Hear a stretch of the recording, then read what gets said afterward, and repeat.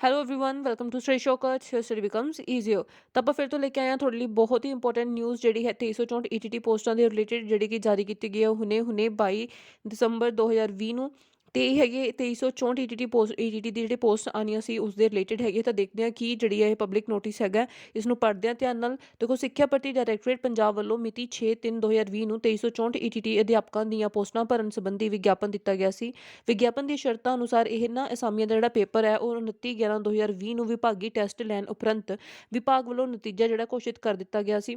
ਉਮੀਦਵਾਰ ਵੱਲੋਂ ਜੋ ਪ੍ਰਾਪਤ ਟੈਸਟ ਵਿੱਚੋਂ ਪ੍ਰਾਪਤ ਅੰਕ, ਉਚੇਰੀ ਯੋਗਤਾ ਦੇ ਬੰਦੇ ਅੰਕ ਤੇ ਸਿੱਖਿਆ provider, education volunteer, EDS volunteer ਵਗੈਰਾ ਦੇ ਜਿਹੜੇ ਮਾਰਕਸ ਹੈਗੇ ਆ ਉਹ ਐਡ ਕਰਨ ਤੋਂ ਬਾਅਦ ਬਣਦੇ ਅੰਕ ਜੋੜ ਕੇ ਪ੍ਰੋਵੀਜ਼ਨਲ ਮੈਰਿਟ ਲਿਸਟ ਦੀ ਸੂਚੀ ਜਿਹੜੀ ਹੈ ਤਿਆਰ ਕੀਤੀ ਗਈ ਹੈ। ਵਿਭਾਗ ਦੀ ਵੈਬਸਾਈਟ ਤੇ ਇਸ ਅਪਲੋਡ ਜਿਹੜੀ ਵੈਬਸਾਈਟ ਆਪਾਂ ਤੁਹਾਨੂੰ ਇੱਕ ਵਾਰ ਮੈਂ ਦੱਸ ਦੇਵਾਂ ਕਿਹੜੀ ਹੈ, education-recruitment-board.com ਤੇ ਅਪਲੋਡ ਲਿਸਟ ਅਨੁਸਾਰ ਉਮੀਦਵਾਰਾਂ ਨੂੰ ਆਪਣੇ ਅਸਲ ਦਸਤਾਵੇਜ਼ਾਂ ਦੀ ਸਕਰੂਟਨੀ ਲਈ ਦਫ਼ਤਰ ਡਾਇਰੈਕਟੋਰੇਟ ਸਿੱਖਿਆ ਭਰਤੀ directorate Punjab Microsoft building phase 3 B1 Sahibzada Ajit Singh Nagar Mohali ਵਿੱਚ ਮਿਤੀ ਜਿਹੜੀ ਇਹਨਾਂ ਨੇ ਦਿੱਤੀ ਹੈ 24 ਦਸੰਬਰ 2020 ਨੂੰ ਸਵੇਰੇ 9:30 ਵਜੇ ਤੋਂ ਸ਼ਾਮ 5 ਵਜੇ ਤੱਕ ਸੱਦਾ ਦਿੱਤਾ ਜਾਂਦਾ ਹੈ। ਦੇਖੋ, ਇਹ ਬੋਲ ਰਹੇ ਹੈ ਕਿ ਸਾਰੇ ਜਿਹੜੇ ਨੰਬਰ ਹੈ ਪ੍ਰਾਪਤ ਅੰਕ, ਉਚੇਰੀ ਯੋਗਤਾ ਦੇ ਬੰਦੇ ਅੰਕ ਤੇ ਸਿੱਖਿਆ ਪ੍ਰੋਵਾਈਡਰਸ ਨੂੰ ਜੋ ਐਕਸਟਰਾ ਨੰਬਰ ਮਿਲਣੇ ਸੀ 10, ਉਹ ਸਾਰੇ ਐਡ ਕਰਨ ਤੋਂ ਬਾਅਦ ਮੈਰਿਟ ਲਿਸਟ ਦੁਬਾਰਾ ਤੋਂ ਇਹਨਾਂ ਨੇ ਅਪਲੋਡ ਕੀਤੀ ਹੈ ਇੱਕ। ਤੇ ਉਸ ਮੈਰਿਟ ਲਿਸਟ ਦੇ ਅਕੋਰਡਿੰਗ ਤੁਸੀਂ ਆਪਣਾ ਜਿਹੜਾ ਜਿਹਦਾ ਨਾਮ ਆਉਂਦਾ ਹੈ ਤੇ ਉਹ ਜਿਹੜੇ ਹੈਗੇ ਨੇ ਉਹ ਪੂਰਾ ਐਡਰੈਸ ਇੱਥੇ ਦਿੱਤਾ ਹੋਇਆ ਹੈਗਾ। ਸਕਰੂਟਨੀ ਲਈ ਉਹਨਾਂ ਨੂੰ 24 ਤਰੀਕ ਨੂੰ ਬੁਲਾਇਆ ਗਿਆ ਉੱਥੇ 9:30 ਵਜੇ ਤੋਂ ਸ਼ਾਮ ਨੂੰ 5 ਵਜੇ ਤੱਕ। ਤਾਂ ਹੁਣ ਉਹ ਮੈਰਿਟ ਲਿਸਟ ਕਿਹੜੀ ਹੈ ਉੱਥੇ ਮੈਂ ਤੁਹਾਨੂੰ ਇੱਕ ਵਾਰ ਦਿਖਾ ਦਿੰਦੀ ਹਾਂ।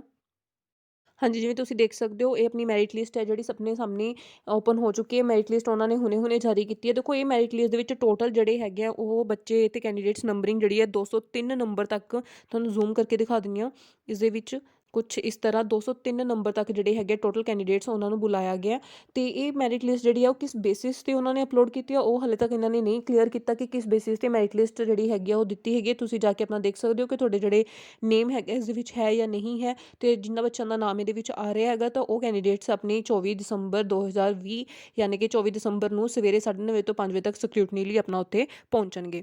ਤੇ ਇਹ ਹੈਗੀ ਜੀ ਮੈਰਿਟ ਲਿਸਟ ਜਿਹੜੀ ਉਹਨਾਂ ਨੇ ਦੁਬਾਰਾ ਤੋਂ ਜਾਰੀ ਕੀਤੀ ਹੈਗੀ। ਇਹ ਮੈਰਿਟ ਲਿਸਟ ਦੇ ਵਿੱਚ ਹੁਣ ਕਿਸ ਬੇਸਿਸ ਤੇ ਜਾਰੀ ਕੀਤੀ ਉਹ ਹਲੇ ਕਲੀਅਰ ਨਹੀਂ ਹੈਗਾ, ਲੇਕਿਨ ਇਸ ਮੈਰਿਟ ਲਿਸਟ ਦੇ ਵਿੱਚ ਤੁਸੀਂ ਜਾਓ ਆਪਣਾ ਦੇਖੋ ਤੁਹਾਡਾ ਨਾਮ ਹੈ ਤਾਂ ਅਗਰ ਨਾਮ ਹੈ ਤਾਂ ਆਪਣੇ ਸਾਰੇ ਡਾਕੂਮੈਂਟਸ ਤਿਆਰ ਕਰਕੇ ਆਪਣੀ ਸਕਰੂਟਨੀ ਲਈ ਜਿਹੜਾ 24 ਤਰੀਕ ਨੂੰ ਉੱਥੇ ਪਹੁੰਚੋ।